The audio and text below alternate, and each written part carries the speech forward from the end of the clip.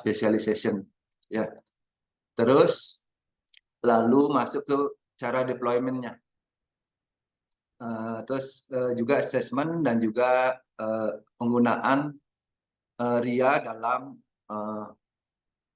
biasanya untuk sistem yang dikembangkan oleh OECD, negara-negara yang OECD, tapi Indonesia sebenarnya sudah banyak mengadopsi ini, terutama dalam hal regulasi. Kemudian saya ngambil contoh nanti yang analisis di Kroasia yang menerapkan seluruh sistem S3 ini ya, 3S, dilengkapi dengan framework-nya, instrumennya, dan juga indikator-indikatornya. Nah ini saya ngambil contoh yang cukup bagus, yang bisa dilihat kalau bendelan secara besarnya seperti apa sih. Nah itu ada di 5, dan dokumen PDF-nya juga saya sudah berikan gitu ya. Nanti kita bahas. Ini kembali melihat ada rule dalam smart specialization ya, yang sudah kita bahas minggu lalu, tapi saya ingin meng-highlight kembali gitu, mengingatkan kembali. Pertama itu C yang pertama adalah collaborative leadership. Jadi poinnya di sini ada engagement, stakeholdernya banyak gitu ya. Itu menyangkut bukan hanya swasta, tapi menyangkut publik. Jadi ada public-private partnership, karena ini regional gitu ya. Ini poin-poin pentingnya pertama. Terus choices and critical mass, ini C yang kedua, ada 4C, mengidentifikasi hal-hal yang potensial dan juga untuk pengembangan wilayah yang berbasis existing, nih kata saya, existing aset. Jadi apa saja yang aset dan kekuatan yang ada di regional tersebut atau di wilayah tersebut. Kemudian competitive advantage. Ini kita melakukan pengkonsentrasian atau pengklasteran riset, development, inovasi yang memungkinkan untuk diprioritaskan gitu untuk mencapai competitive advantage ini. Ya, jadi keunggulan kompetitif ini penting untuk memastikan kita punya fokus yang jelas. Ya. Kemudian konektivitas dan klaster. Juga pengembangan mengenai klaster-klaster yang sudah eksis gitu secara alami gitu ya. Kemudian menemukan linknya satu sektor dengan sektor lain melalui diversifikasi teknologi. Ya. Nah 4C ini poin-poin penting dalam membangun strategi. Ya. Terus bagaimana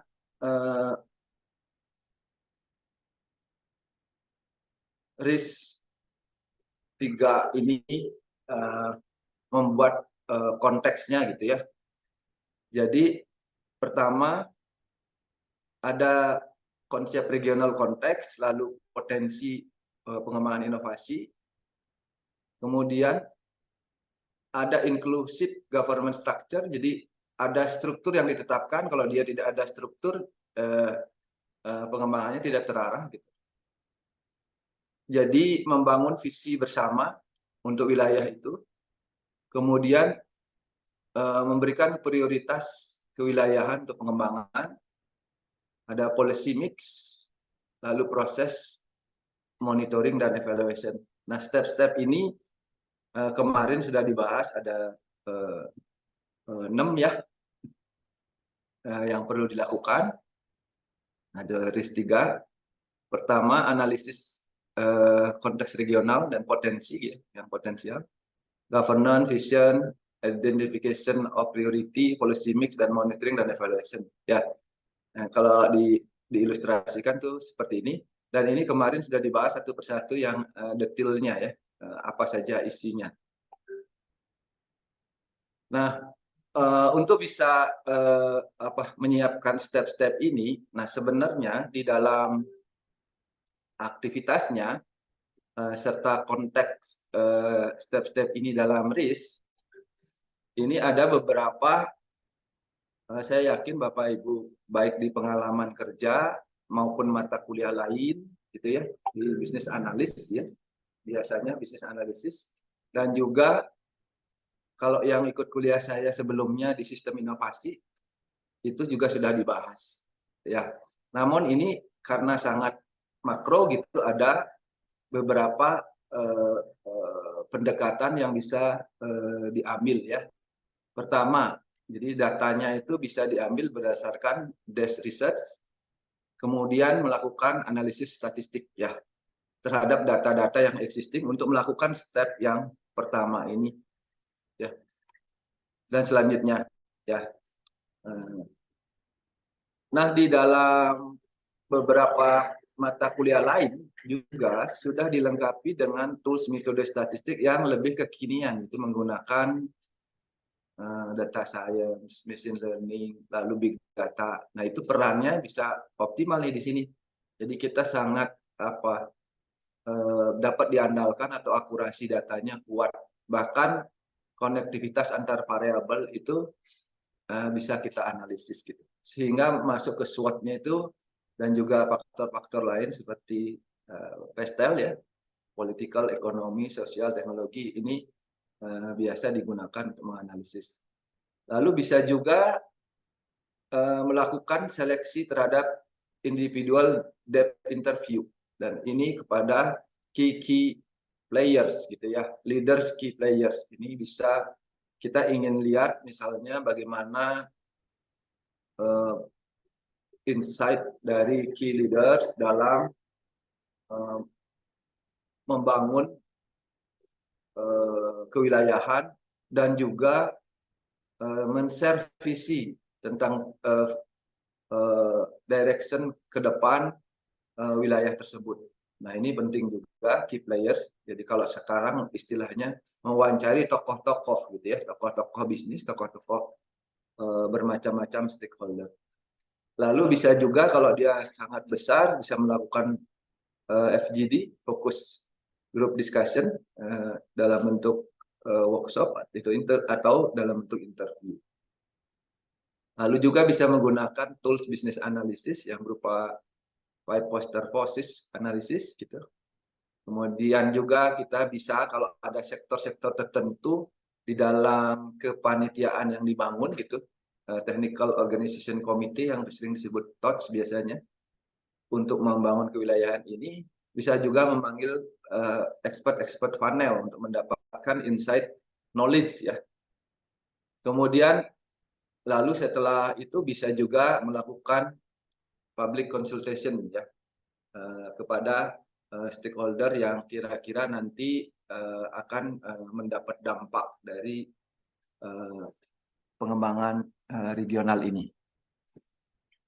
Nah, konteksnya seperti apa proses-proses aktivitas ini dalam proses pengembangan yang tadi sudah dijelaskan di sini gitu ya, step-stepnya.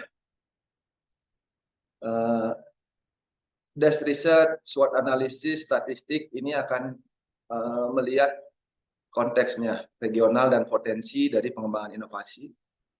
Lalu expert panel, public consultation bisa melihat bagaimana kemungkinan kekuatan dari unsur pemerintahan dan juga publik ya, yang juga kita mendapatkan masukan dari expert. Lalu yang ini juga bisa, karena ini ada priority development, juga bisa melalui skenario-skenario analisis lain. Tadi FGD, ada individual depth interview, dan seterusnya.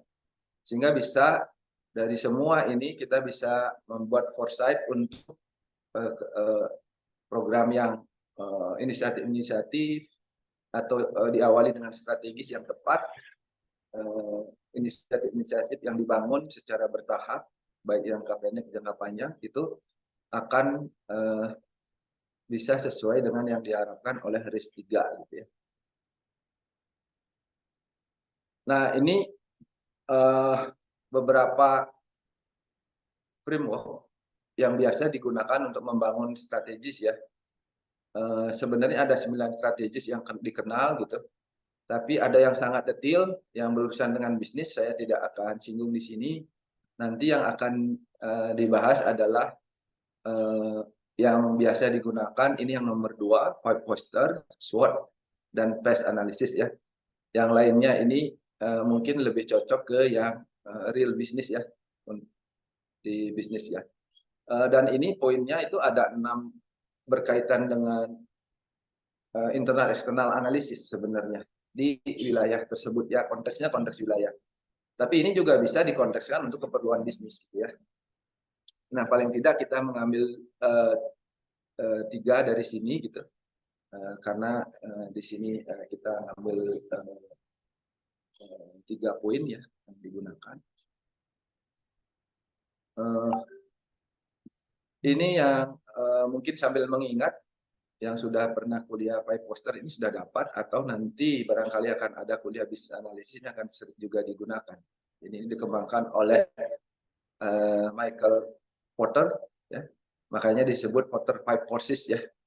Nah, kita melihat sebenarnya ini di competitive analysis ya.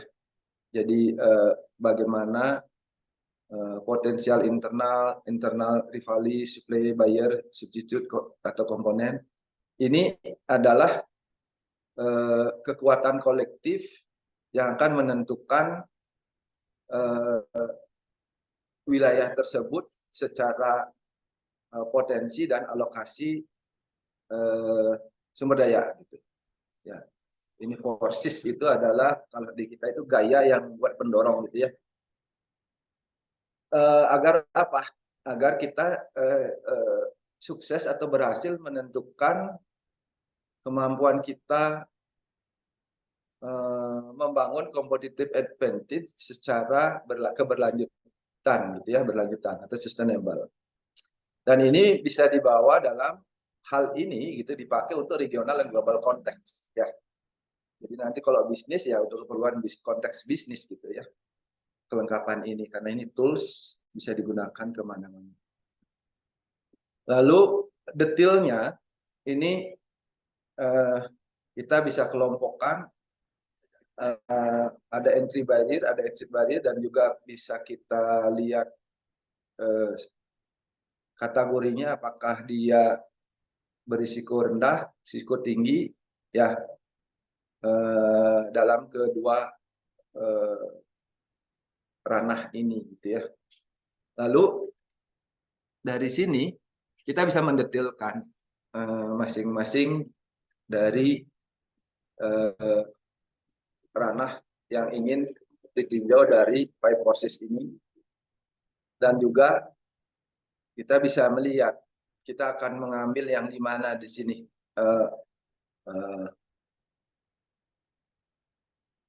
ciri dari regional tersebut, apakah cost focus gitu, cost leadership, differentiation, atau differentiation focus gitu ya. Itu bisa ditentukan berbasis dari data atau existing yang diperoleh ya tadi di awal. Ini adalah salah satu tools, dan detail-detailnya ini bisa dikembangkan berdasarkan masing-masing ranah ini ya. Lalu yang lain juga kita mengenal adanya SWOT analysis, dan ini framework yang sudah sangat lama ya. Tahun 60 sudah ada, dan ini dikembangkan oleh Harvard Business School.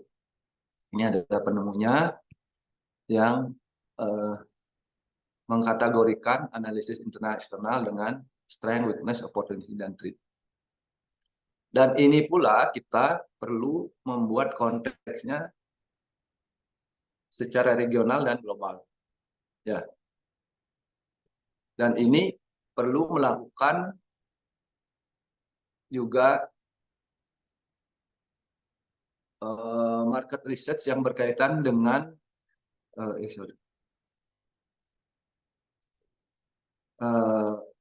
analisis yang akan diperlukan untuk membangun strategi. Yang ketiga, phase analysis ya. Ini juga adalah framework untuk melihat lingkungan luar.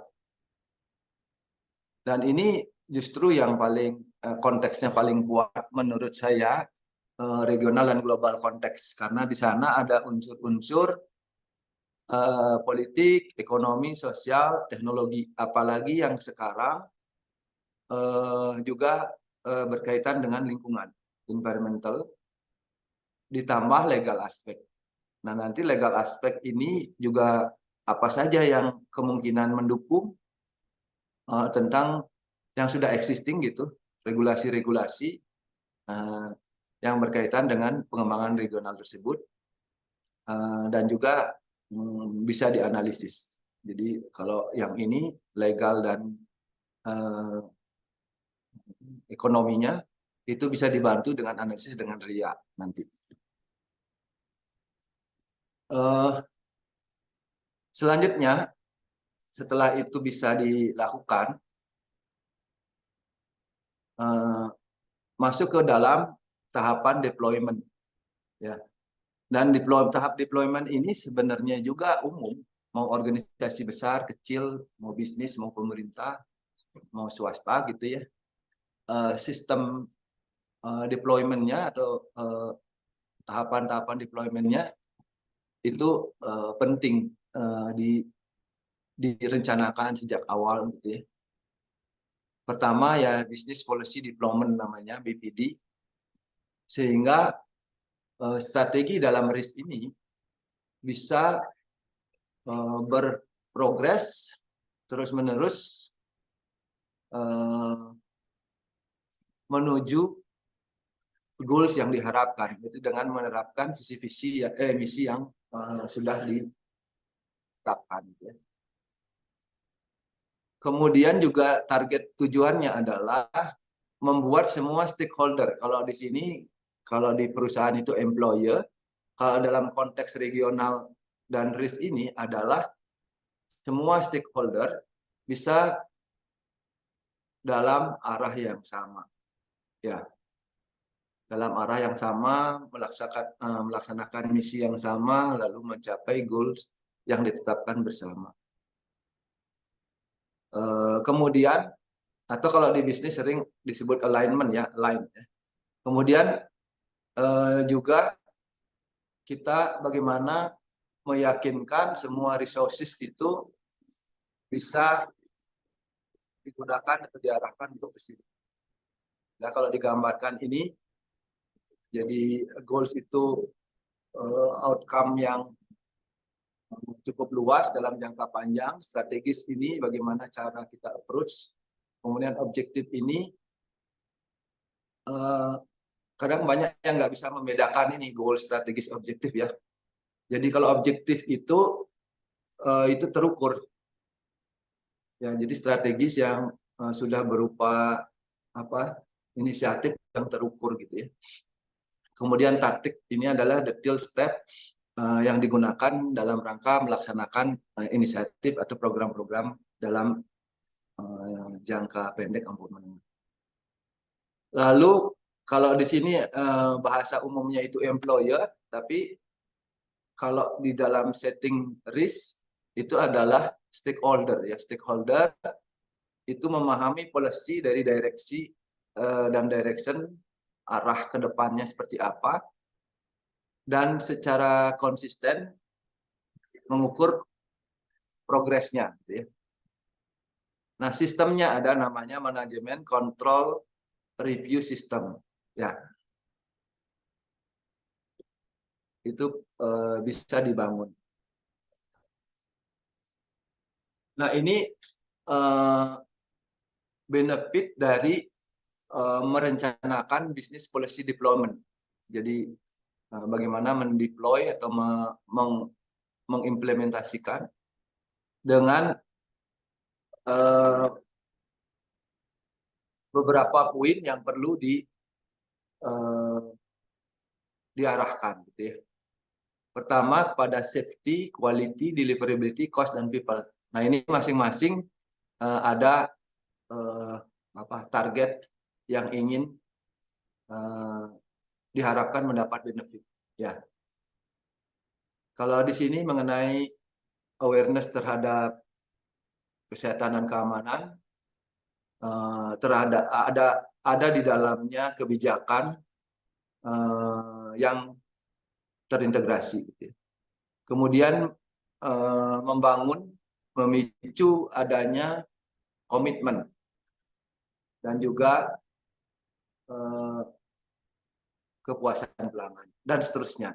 Nah ini nanti bisa dilanjutkan dengan cara-cara deployment apa agar SKDCP ini ya, SKDCP ya, ini bisa siklus deploymentnya itu namanya siklus itu berarti dia terus berputar begitu ya, namanya siklus. Ada 6 step dalam prosesnya. Dalam hal perencanaan strategi dan objektif tujuan, lalu mengeksekusi dan mengimplementasikan.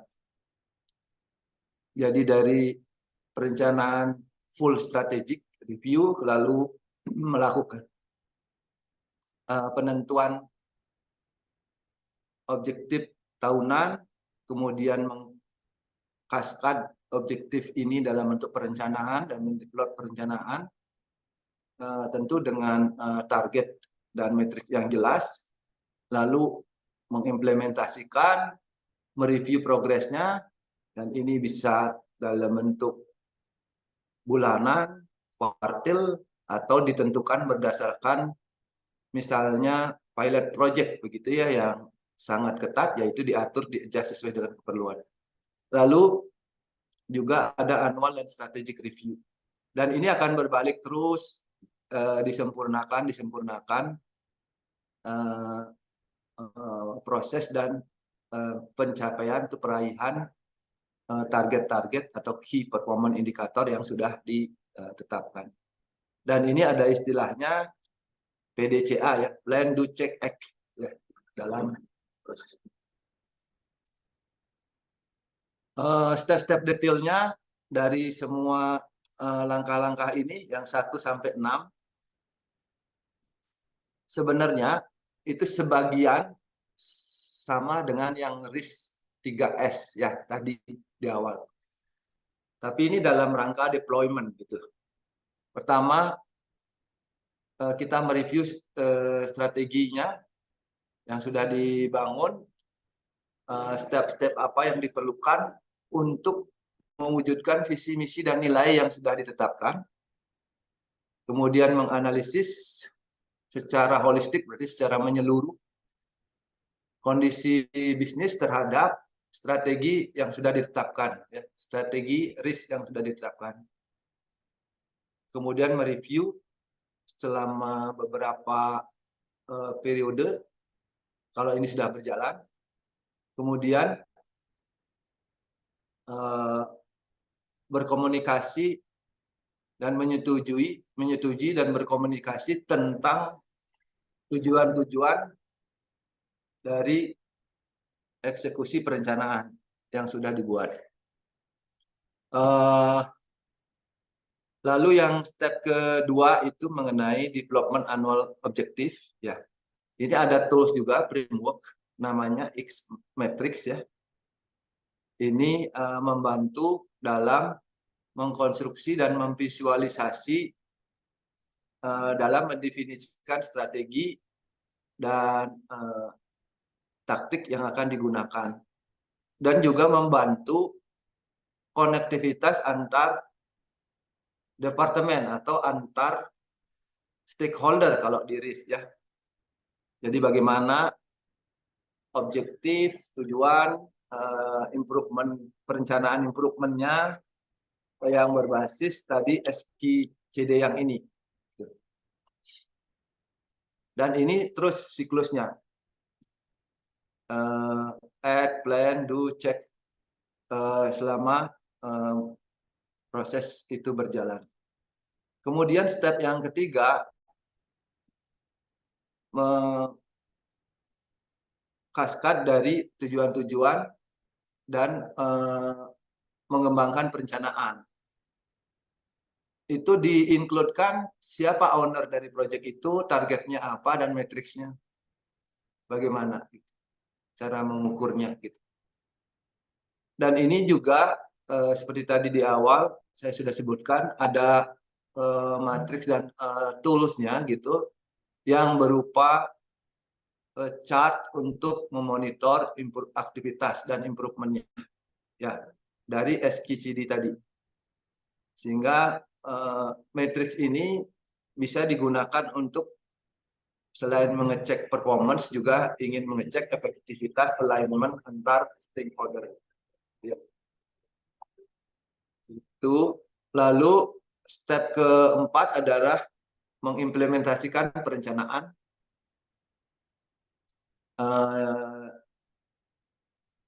Dari chat tadi, dokumen chat tadi kita bisa dari business plan development ini kita cek poin per poin, lalu kita pastikan objektif dan mengukurnya gitu ya.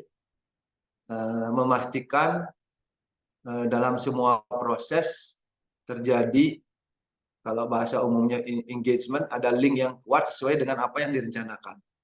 Ya, ada dialog dan negosiasi yang penting di sini karena antara strategi dan pelaksana itu biasanya jauh tidak kena yang tidak membangun strategi itu kadang-kadang objektif ini dianggap tidak sejalan gitu. Nah, jadi perlu sosialisasi dan juga dialog-dialog dalam proses implementasi dari perencanaan yang ada. Nah, kalau di sini di perusahaan atau industri ini kan segmennya dibikin individual, sektor manajer dan departemen. Tapi nanti dalam konteks regional itu klasifikasinya ini siapa? Mana yang ranah pemerintah, mana yang ranah industri yang besar, ada industri menengah, industri kecil gitu ya di dalam kewilayahan itu. Lalu ditentukan ukuran-ukuran dari masing-masing stakeholder ini. Yang kelima adalah mereview dari pelaksanaan yang ini. Dan ini sebenarnya adalah bagian proses manajemen sistem inovasi regional yang penting. Karena dari sinilah bisa dikontrol rencana-rencana yang dibuat berdasarkan strategi yang telah ditetapkan, lalu dapat dicek secara visual begitu informasinya masing-masing stakeholder sehingga dapat melakukan aksi dengan cepat gitu jika diperlukan, melakukan review juga secara formal terhadap progres yang ada, kemudian di mana terjadi bottleneck itu dengan cepat teridentifikasi sehingga tidak menjadi eskalasi yang lebih besar gitu, pencegahan gitu. Kemudian KPI yang berkaitan dengan ini juga akan menjadi topik-topik perbincangan ya, dan hasil-hasilnya sesama stakeholder gitu. Jadi dibikin semacam budaya yang profesional di dalam pengelolaan regional itu. Nah ini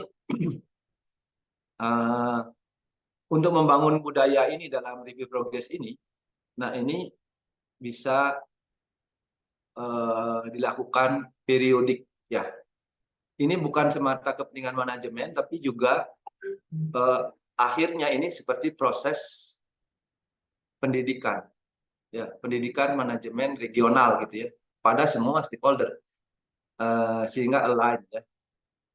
Jadi plan, do, check, act, ini juga bagian siklus yang pembelajaran kepada semua stakeholder. Tentu kalau ada sistem yang sudah terbangun berupa manajemen kontrol dan reporting system, ini akan memudahkan. Nah, inilah pentingnya Bapak Ibu kenapa apa ya, saya kok harus belajar data science gitu. Mau nggak mau nanti akan bersetujuan dengan ini. Kenapa saya belajar sistem informasi yang diperkuat dengan data science? Karena inilah yang nanti akan memperlancar proses manajemen dari sistem inovasi yang regional yang kendalanya cukup kompleks, organisasinya cukup kompleks, stakeholder yang terlibat, kira-kira begitu. Lalu annual review. Annual review ini berbasis kuartil, lalu juga ujung-ujung itu ada perencanaan untuk tahun-tahun berikutnya yang akan dieksekusi gitu. Nah, ini juga menyangkut di dalamnya ada review terhadap sebelumnya, merencanakan yang tahun berikutnya. Sehingga alignment dan inisiatif yang sebelumnya mungkin saja dikoreksi begitu berdasarkan hasil assessment. Ya. Inisiatif-inisiatif priority bisa juga digeser. Itu kemungkinan dalam tahapan ini mungkin dilakukan berdasarkan assessment. Nah, itu kalau dilihat di sini di summarize ya, siapa saja stakeholder yang akan terlibat. Biasanya kalau di perusahaan kan ada senior leaders ya di dalam perusahaan.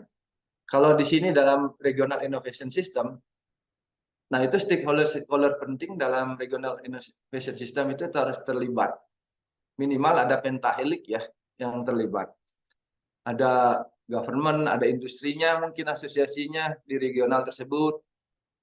Ada juga university ya dan research institute atau lembaga-lembaga di kementerian yang menangani spesialisasi untuk pengembangan atau standarisasi produk misalnya dari Kementerian Perindustrian dan sebagainya. Kemudian juga media dan masyarakat. Jadi industri itu sudah menyangkut industri entrepreneur dan UMKM. Inilah yang akan menentukan nanti proses urutan dari semua efektivitas dari siklus tertutup yang ada gitu ya. Kalau misalnya siklus ininya strukturnya belum ada, siklusnya itu nggak akan berjalan. Jadi harus ada organisasi di dalamnya sehingga visi, strategi, matriks dan selanjutnya ini akan bisa ketika ada problem-problem itu bisa diselesaikan dan semua stakeholder aware terhadap problem yang dihadapi. Kira-kira itu poinnya. Nah, sekarang masuk ke assessment. Tadi kan ada saya lihat di awal ada 6 step untuk risk. Nah, kita perlu mengukur di risk-nya sendiri. Kalau tadi kan deployment strategi itu campuran antara penggunaan strategi risk 3 tambah bisnis analisis yang biasa diterapkan di berbagai bisnis ya. Nah, ini adalah step-nya. Ini adalah ada di petunjuk risk 3 yang dikeluarkan oleh OECD. Lalu di sini poin-poin bagiannya yang perlu dikaji dan ini adalah skala nilai. Ya, kita bisa memberikan penilaian untuk masing-masing sistem regional yang existing. Ya, sebagai indikator keberhasilan dari sistem regional innovation, baik strategi maupun policy atau kebijakan yang dibangun. Ini adalah dokumennya, bisa di-trace dari mana poin-poin ini ada, dari petunjuk RIS 3. Lalu apa saja yang ingin diklarifikasi dalam matriks ini sehingga bisa memberikan penilaian ini. Kita cek kualitas dari aset-aset atau resources regional dan nasional, kemudian bagaimana SWOT analisisnya, oke atau tidak gitu. Kemudian inovasi, potensi dan kompetensinya dalam pengembangan inovasi itu seperti apa gitu. Nah, ini poin-poin ini dinilai ke sini. Ya. Nanti contoh matriks detailnya ada di dokumen PDF, bahkan ada kuesionernya, dan bisa juga kalau mau lebih deep analisis bisa juga dilakukan assessment terhadap dokumen-dokumen yang ada. Kemudian poin yang masing-masing ini link, knowledge, commerce, competence flow, untuk poin-poin yang ini ya. Termasuk di sini keterlibatan startup, cluster network, value chain. Kemudian yang berikutnya, yang kedua itu mengenai governance. Di sini governance structure, collaborative leadership, boundary spanner, ini juga dicek, ada poin-poinnya, ya. Lalu diberikan nilai. Yang berikutnya mengenai visi juga sama, kita cek nilainya dari masing-masing poin ini. Begitu juga prioritinya, konsistensi, critical mass, ini poin bagian-bagian yang perlu dikaji. Lalu policy mix, apakah tersedia roadmap yang sudah jelas, koherensi polisinya, kebijakannya, karena banyak stakeholder dan wilayah yang terlibat. Perencanaan dari turunan SWOT strategi berupa inisiatif sampai ke action plan sudah ada tidak, gitu. Kita perlu cek. Nah, ini juga bisa poin-poinnya diklarifikasi. Kemudian monitoring dan evaluasi, apakah sudah output dan indikator-indikatornya ditetapkan begitu, sehingga keterukurannya bisa digunakan untuk keberhasilan rencana aksi yang sudah dibuat. Kemudian monitoring, kemudian apakah sudah ada update dari perencanaan gitu. Nah, ini poin-poinnya yang bisa dicek. Lalu kalau sudah terakumulasi data tersebut gitu ya. Nah, kalau sudah ada manajemen kan keterukuran ini lebih mudah kalau ada sistem informasi ya. Jadi memudahkan untuk mengukur perkembangannya. Nah, ini akhirnya kita bisa mendapatkan ini poin-poin ini progresnya. Jadi kalau dia sudah mapan regional innovation-nya sistem yang ada, itu ini akan menjauh nilainya ke menuju 5 gitu ya. Ini yang sempurna bulat, yang laba-laba ini kalau dia di bawah berarti dia kurang. Jadi itu perlu priority. Sehingga semua ini menjadi bulat berkembang terus gitu.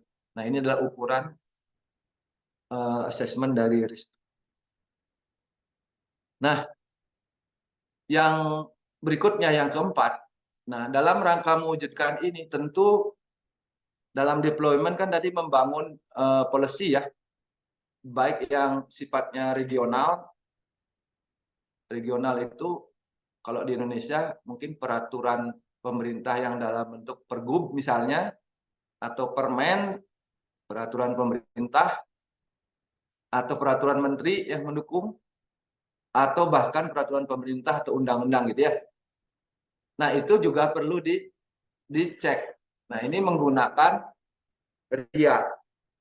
Karena itu besaran biasanya OECD itu awalnya itu kebijakannya dalam bentuk regulasi sesuai dengan negara masing-masing biasanya.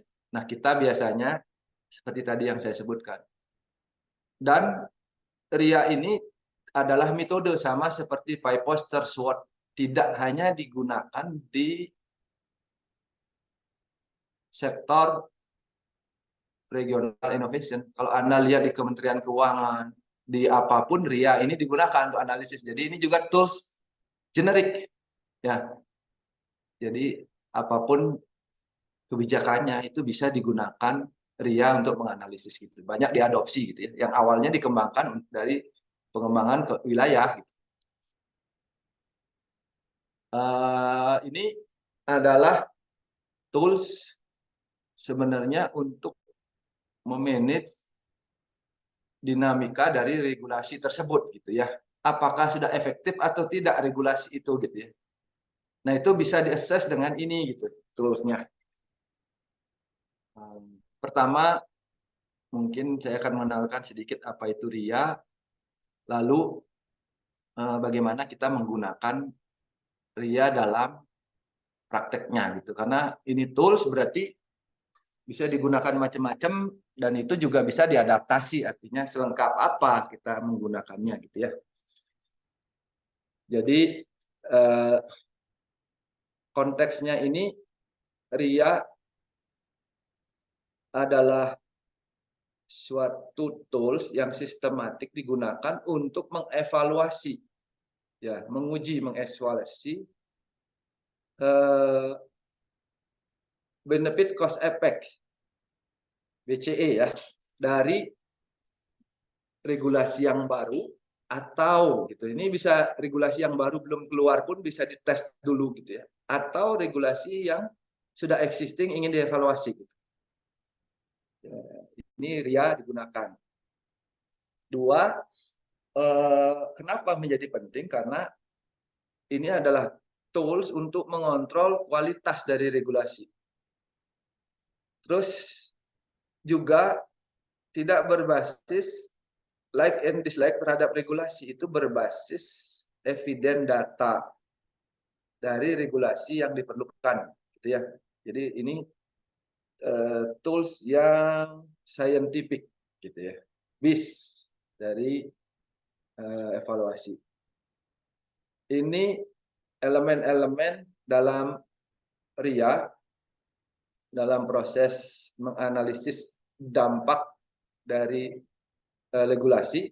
Kalau di analisis yang umum itu masuk dalam salah satu pestel, ada legal aspect gitu ya. Nah, ini bisa di assessment. Ada definisi consultation, identification, assessment, selection, and design. Nah, dalam definisi kita regulasi itu dicek apa objektif dari polisi tersebut, konteksnya itu apa, dan itu kita evaluasi. Ya. Kemudian siapa stakeholder yang terlibat, option apa regulasi itu yang ada gitu. Kemudian dilihat cost benefit analysis dan impact yang diakibatkan. Kemudian melihat best optionnya. Kalau ini membangun sejak awal yang sudah baru, jadi kita bisa kalau berdasarkan cost benefit analysis tidak, berarti ada best option, ada option lain yang dipropose atau dikoreksi, ada yang tidak benar berdasarkan ini. Kemudian enforcement, compliance, mekanisme monitoring. Nah, ini adalah proses regulasi. Lalu setelah melakukan RIA, lanjutkan dan proses decision making. Decision making itu apakah ini diresmikan, dikeluarkan begitu, lalu dievaluasi kembali setelah dalam periode tersebut. Sama. Dalam proses policy making di sini ada informasi, analisis, dan consultation, lalu juga diskusi, agreement, dan policy implementation. Jadi kalau di umum di Indonesia sering disebut uji publik, lalu uji studi studi naskah akademik, lalu masuk ke studi uji publik gitu. Ya, sebelum decision maker ini diambil. Nah, tergantung kalau ini kaitannya dengan regional innovation system, kaitannya dengan konteks kewilayahan. Nah, siapa stakeholder yang terlibat yang perlu disosialisasikan, bahkan perlu expert panel, misalnya seperti tadi di awal legal itu sebelum menjadi menjadi keputusan. Ya, itu. Kemudian pertimbangan-pertimbangan RIA ini digunakan.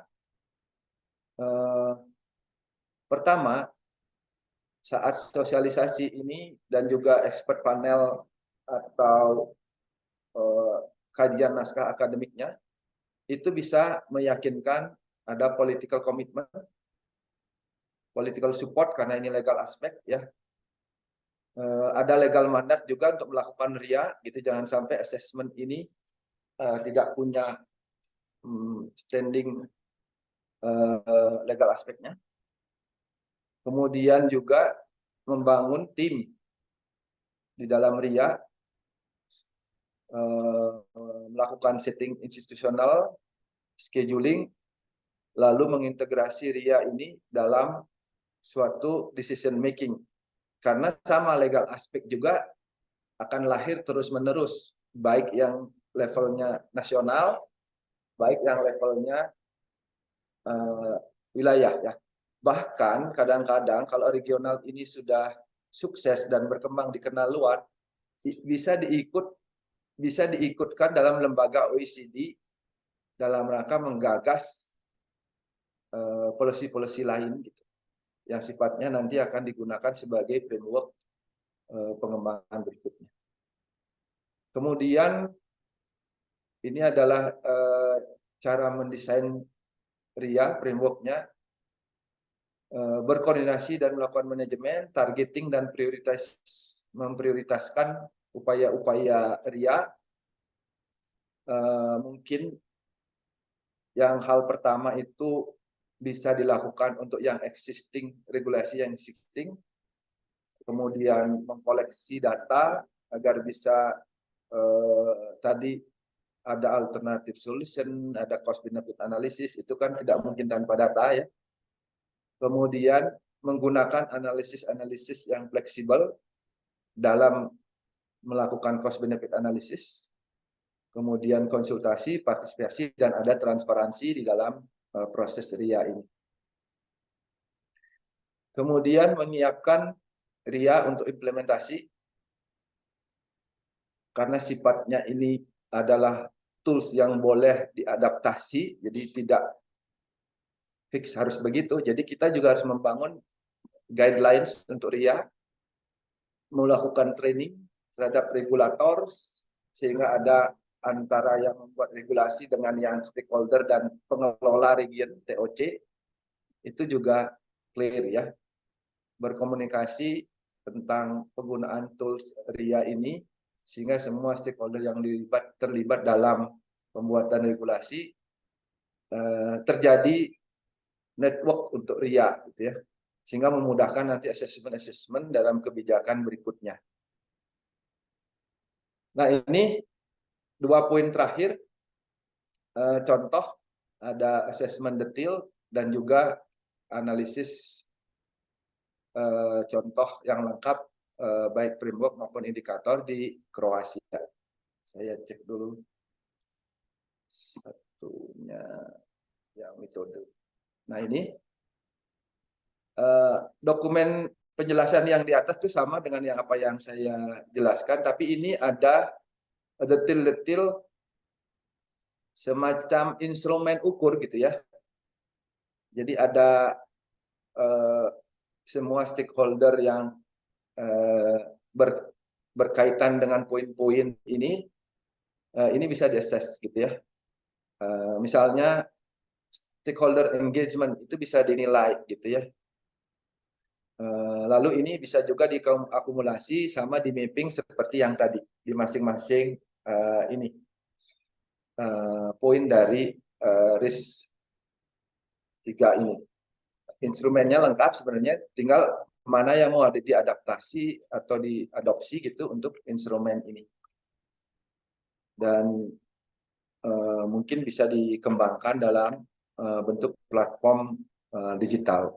Itu memudahkan untuk proses assessment. Lalu saya juga ingin menunjukkan ini contoh sistem yang dibangun di Kroasia yang menurut pendapat saya ini sangat clear, logical framework, instrumen, indikatornya, dan juga planning assessment-nya. Saya tidak bisa menjelaskan secara detail, tapi saya coba Bapak Ibu bisa melihat nanti sambil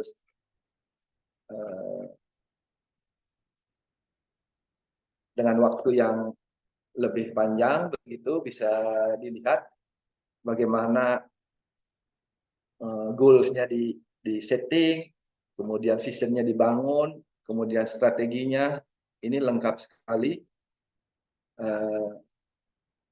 melibatkan banyak stakeholder ya.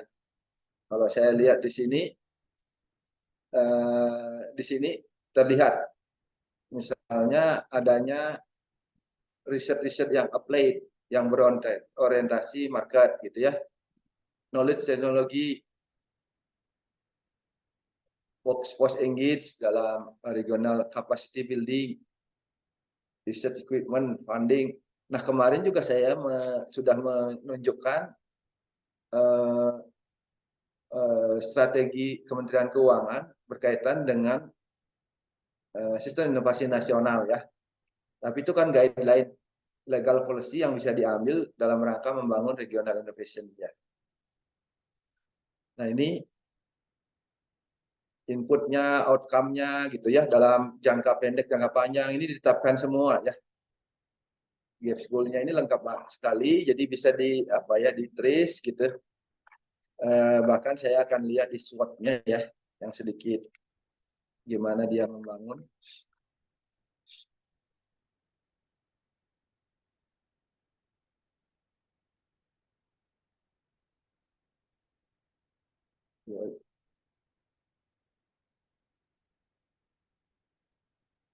Nah ini platform-platformnya semua sampai ke output dan outcome-nya juga didefinisikan dengan baik gitu ya.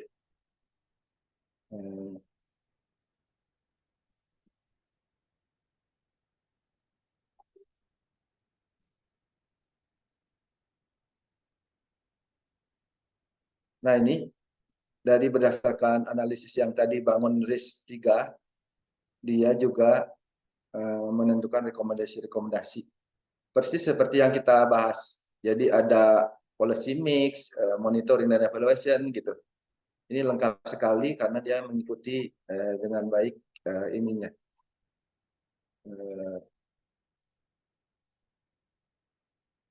Step-step yang ada gitu ya. Nah, yang ini yang saya tunjukkan sekarang ini dibangun berdasarkan sebenarnya saya ngambil salah satu contoh, tapi ada di OECD juga. Ini saya juga ngelihat USAID bekerja sama dengan Montenegro itu mengembangkan regulasi impact analysis RIA manual gitu. Jadi ini juga ada manualnya yang tadi saya masukkan ke dalam tabel PowerPoint di mana saja diambil gitu dalam kerangka mengevaluasi legal aspeknya. Ya. Nah ini kalau di sini kan sangat besar ya dia nasional ininya.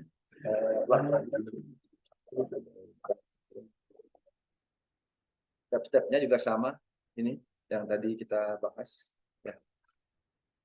Jadi karena menggunakan framework dan platform yang sudah diakui secara internasional itu akan memudahkan juga berkomunikasi secara global gitu. Poinnya itu jadi sehingga settingnya terhadap kebutuhan atau network global dan juga kaitannya kita punya competitive advantage yang kuat, itu bisa dikomunikasikan atau menjadi tools kita untuk berjejaring atau dalam rangka marketing. Kira-kira itu poinnya.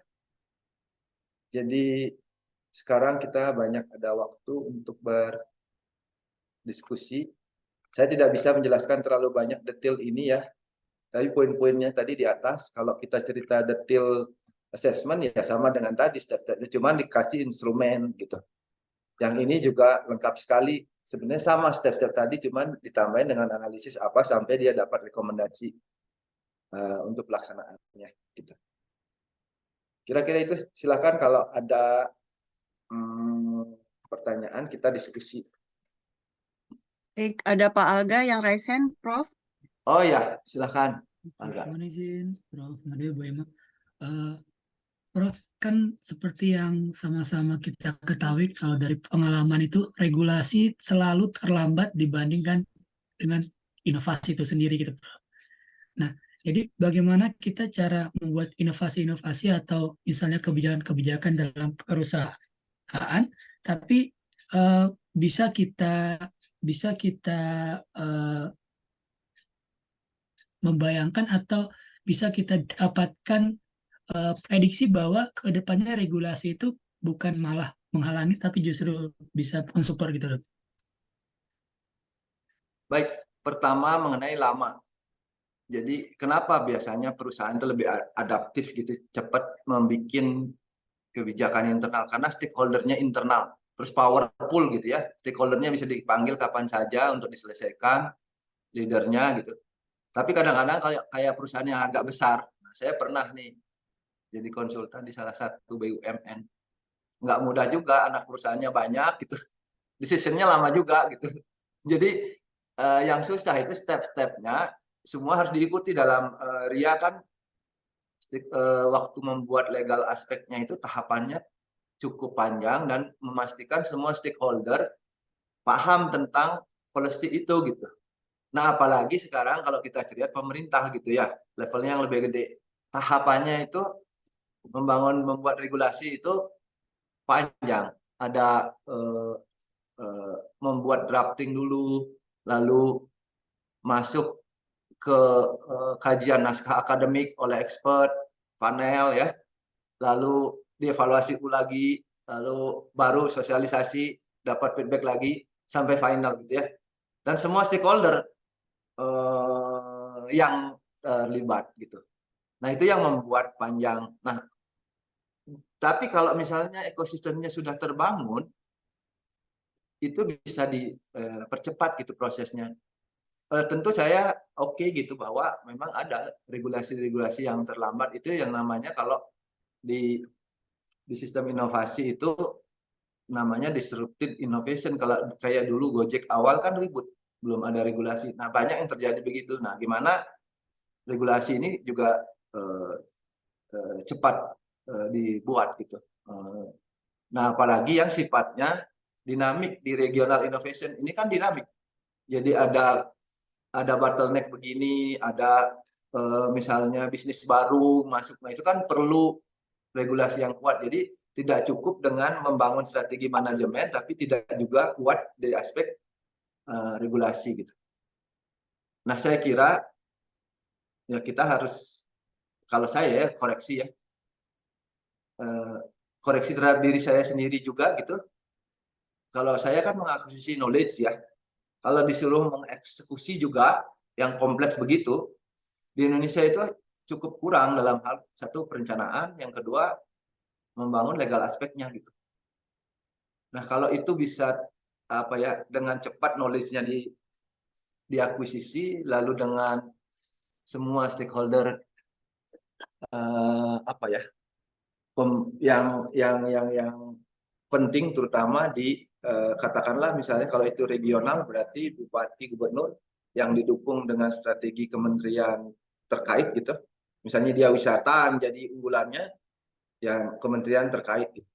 Atau kayak saya nih pernah memberikan kontribusi juga ke diskusi di wisata Bali gitu. Jadi Bali itu akan kombinasi antara kesehatan dan wisata gitu. Jadi nanti ada rumah sakit besar. Jadi nggak lagi ke Singapura gitu untuk berobat. Nah itu kan kombinasi itu regional, tapi ada peluang baru, lalu dibangun strategi baru. Gitu ya. Itu contoh. Ya memang realitasnya itu begitu, Pak Alga ya. Berarti nature-nya memang regulasi itu di belakang dari inovasi ya, Prof ya. Enggak, Apakah enggak? enggak. Harus dibuat di awal, harusnya lengkap. Policy itu saat deployment kan harus ada policy dulu. Jadi dikaji dulu policy yang existing yang diperlukan untuk membangun regional innovation. Lalu kalau perlu tambahan regulasi, ya diusulkan dulu. Tapi tahapannya itu. Setelah itu semua diakses, manajemen diakses, legalnya diakses lagi setiap tahap berikutnya sama dengan kita seperti mengakses manajemen innovation-nya. Itu, Pak. Oke. Berarti dengan kata lain, perusahaan saat ingin membuat sesuatu inovasi yang berpotensi mendisrupsi gitu, idealnya juga menyiapkan draft regulasinya ya, Prof. Ya, betul sekali. Oh. Jadi policy itu diperlukan saat sebelum deployment. Ya, harus sudah ada gitu ya. Tapi kalau di tengah jalan ada ya mau nggak mau kalau sistemnya sudah adaptif mestinya segera membangun policy agar semua lain lagi gitu ya. Kadang-kadang kalau disruptif semua stakeholdernya nggak bisa lain lagi gitu kan. Oke, Ya. terima kasih, Bro. Baik. Ada Berikutnya ada Bu Rika, Prof. ya, gimana Bu Rika? Hotelnya baik-baik kah? Hotel apa? Building, smart building ya. Saya masih ingat, Bu. Ingat ya Pak Made.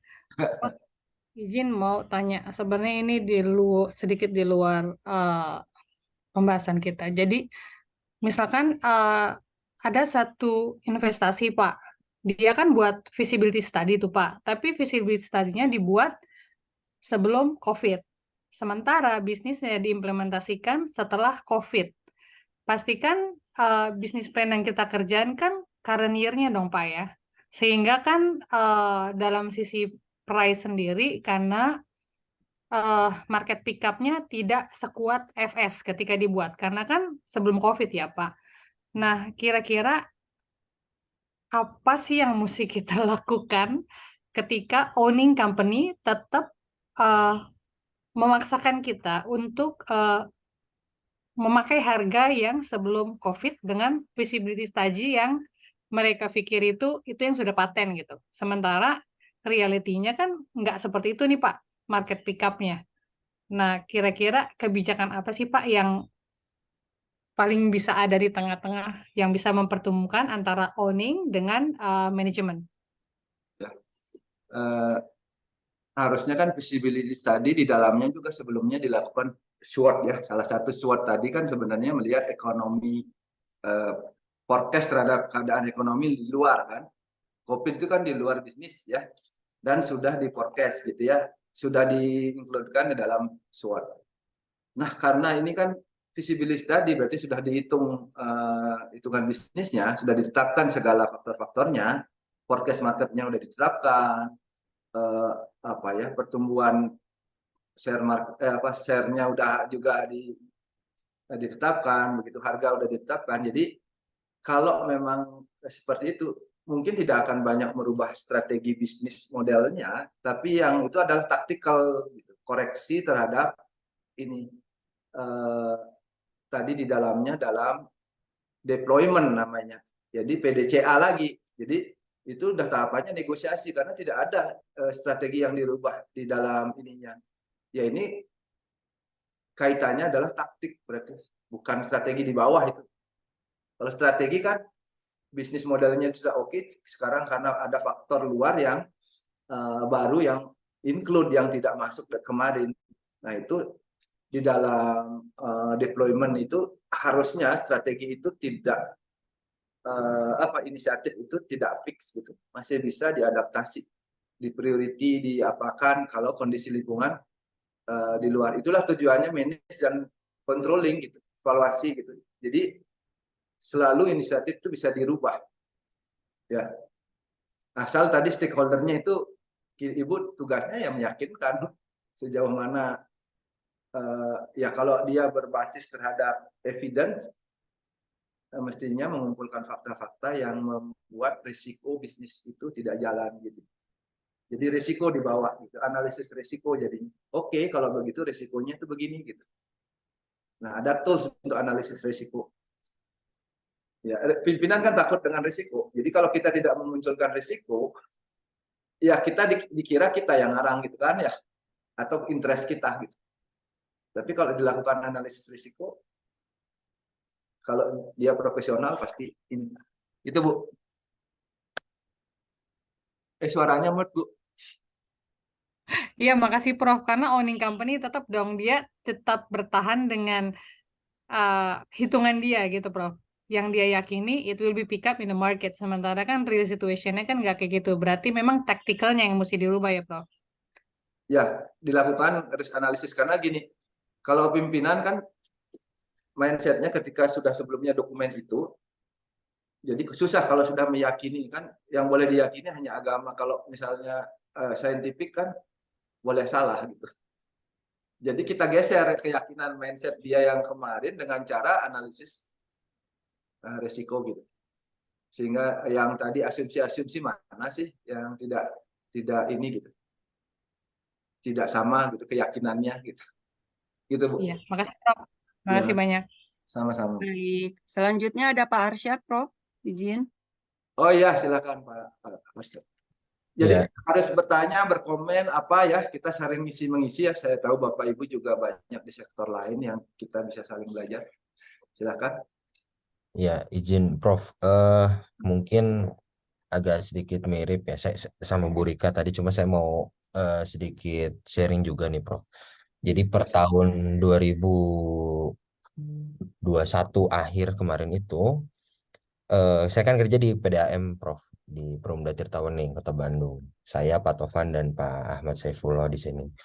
Nah, kita ini kan ada yang namanya KPM ya, kuasa pemilik modal, yang mana itu adalah wali kota.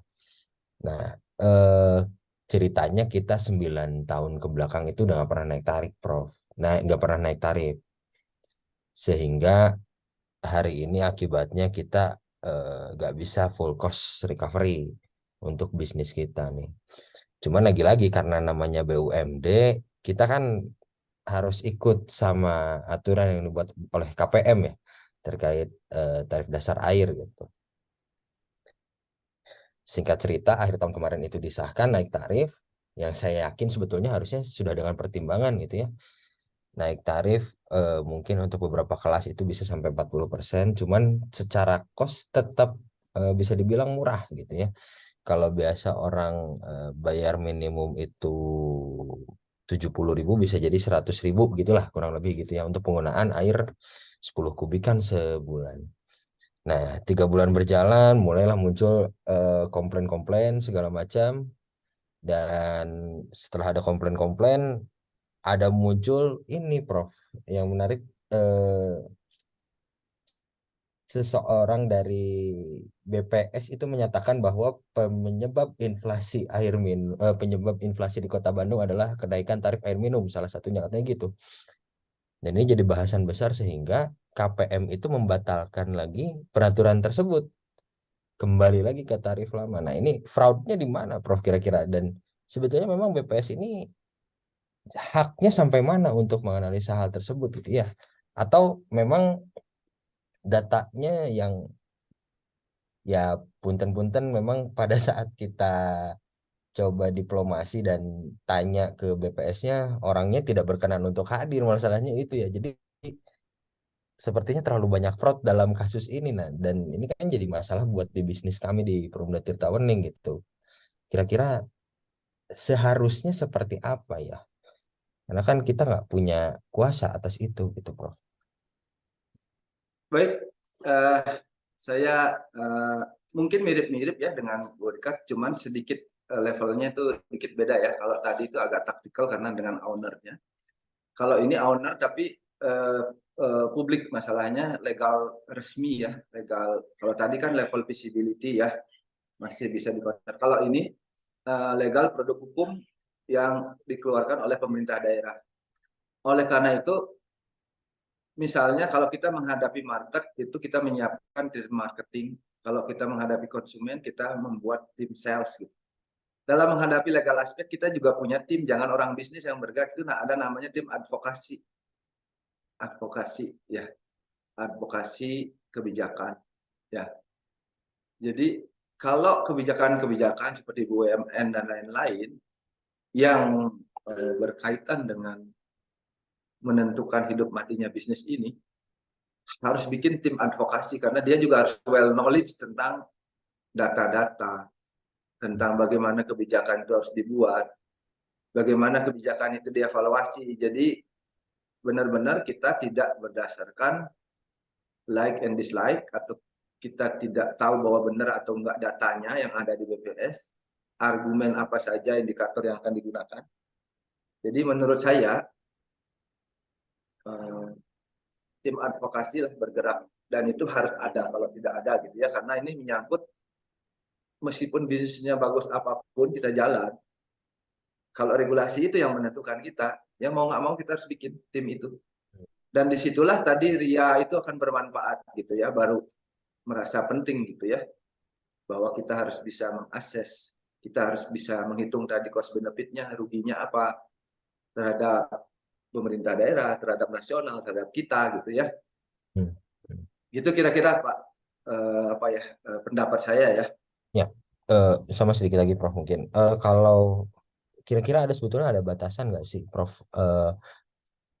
Kapan peraturan itu boleh dicabut lagi gitu ya? Ini kan baru 3 bulan nih, sangat prematur menurut saya untuk dicabut saat itu ya. Apakah ada batasan tersendiri, seharusnya berapa bulan dulu diuji cobakan, atau ada modeling yang bisa digunakan untuk menghitung kapan bisa menentukan sebetulnya regulasi ini sudah cocok atau belum gitu? Baik, saya disclaimer dulu, saya bukan orang hukum ya. Jadi sepanjang itu regulasinya ada aturannya yang memperbolehkan dia mengeluarkan dan dia punya otoritas, ya tidak masalah gitu. Boleh-boleh aja. Cuman bagi orang yang kena dampaknya terhadap aturan itu juga berhak untuk melakukan advokasi, melakukan perubahan gitu. Jadi kan check and balances itu ada di sini. Ya, semua kebutuhan publik, kebutuhan bisnis, kebutuhan yang lain. Makanya tadi kuncinya adalah harus punya tim advokasi gitu. Oh, Ya, itu itu bisa dari orang bisnis, bisa dari orang hukum gitu ya. siap. Gitu Pak. Jadi tidak ada yang dilanggar berarti boleh gitu kan.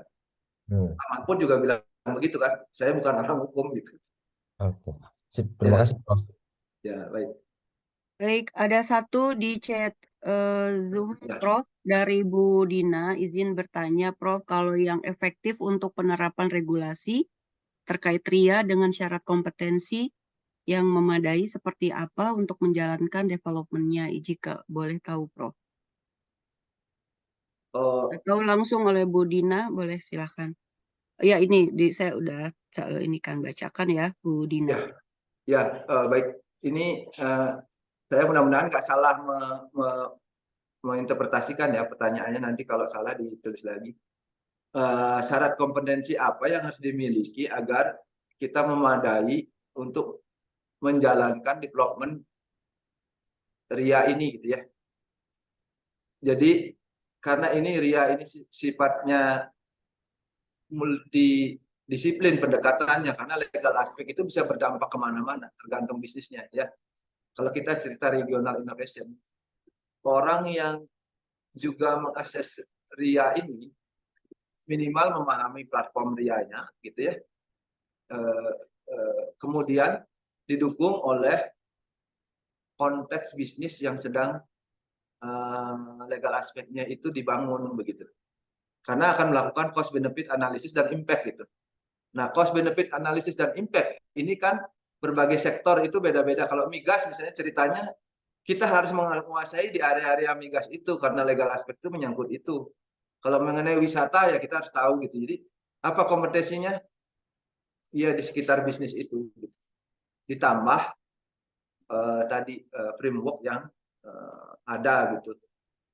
Karena framework ini juga biasanya diadopsi Dan kita cari Indonesia menggunakan framework adaptasi yang di sebelah mana bagian RIA-nya.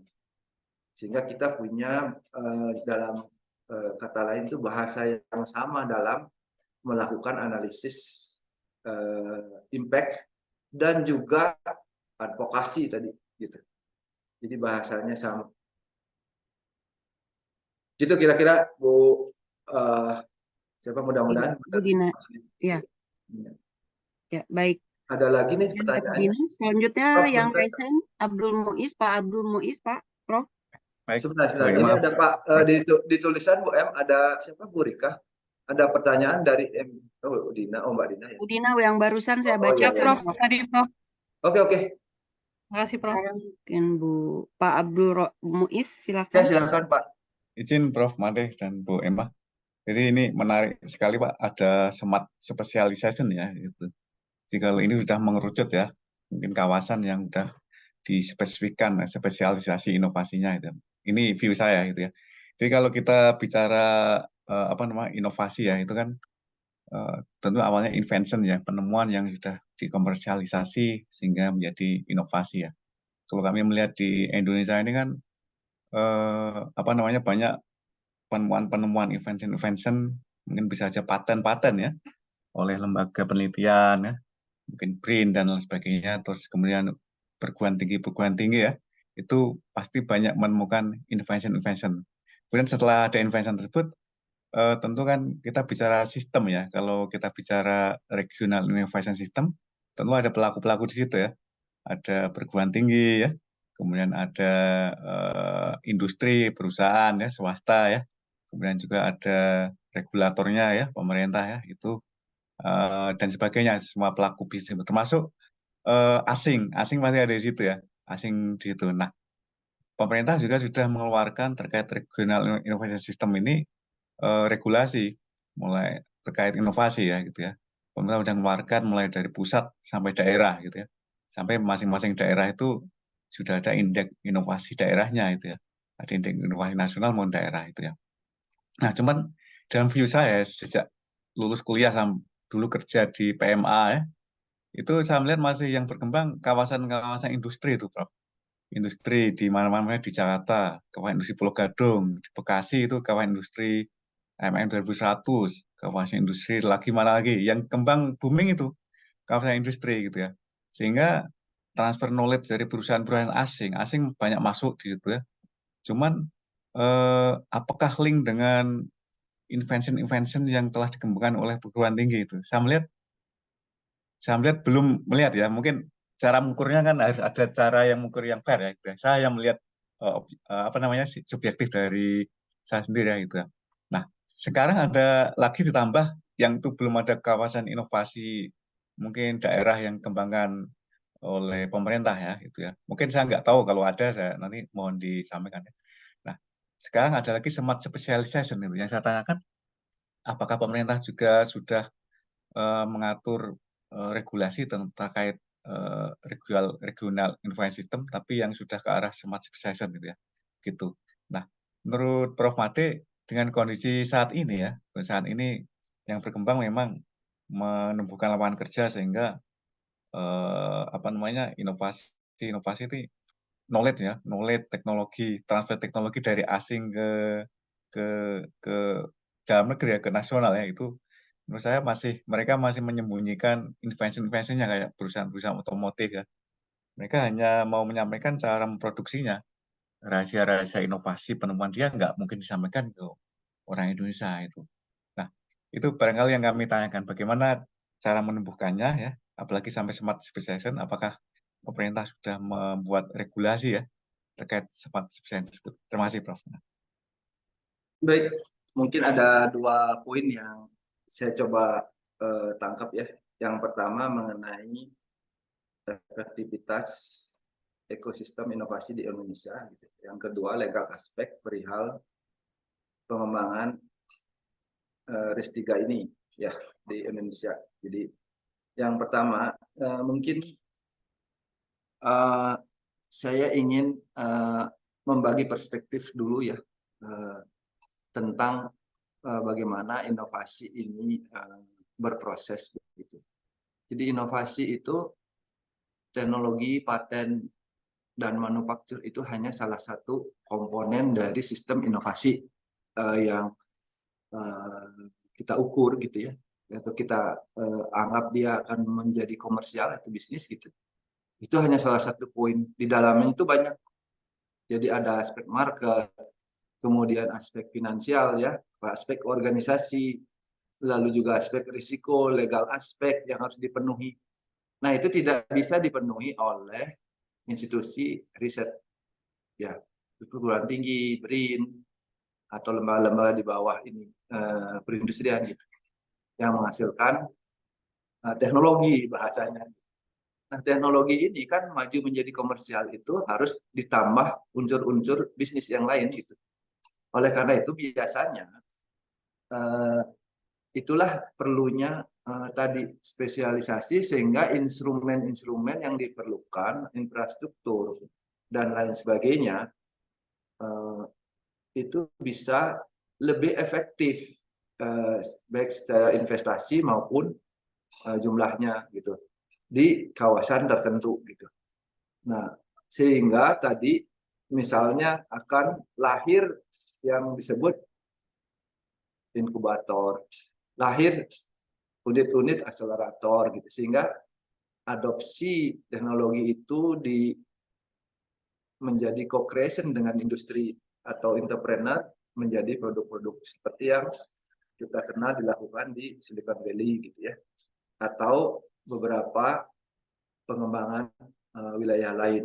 Nah, namun di Indonesia, kalau saya konteks Indonesia, tadi Bapak menyinggung tentang konteks regional yang dipandang sebagai kabupaten ya, SIDA gitu. Nah, regulasinya itu sistem inovasi nasional dan sistem inovasi daerah. Dan itu sistemnya masih parsial. Seperti yang pernah saya singgung, di Indonesia itu misalnya Kementerian Perindustrian membangun kawasan industri, kawasan briket misalnya, kawasan apa, itu hanya sektor industrinya. Jadi tidak membawa lembaga-lembaga riset lain, mesti Sains Teknoparknya ke sana misalnya, jadi satu kesatuan gitu. Nah, masih sektoral gitu. Kalau mengkaji regionalnya, apakah sudah mengadopsi? Jadi ini bukan jargon Pak, yang RIS2T itu adalah tools untuk digunakan membangun suatu kawasan gitu. Jadi seperti misalnya mengembangkan kawasan Batam, atau sekarang kalau nggak salah untuk mineral ya, saya tahu di kawasan Batam atau di Jawa Timur ya, saya lupa namanya, Gresik ya kalau nggak salah. Di situ juga dibangun kawasan itu. Jadi stakeholder yang terlibat, pemdanya itu ada gitu ya. Tapi apakah dilibatkan stakeholder pengembangan inovasinya, teknologinya? Belum gitu ya. Nah, itu aspek-aspek seperti itu bukan kategori regional innovation kalau dia masih terscatter di mana-mana gitu ya. Mungkin masih kawasan industri gitu. Itu kita harus bisa membedakan.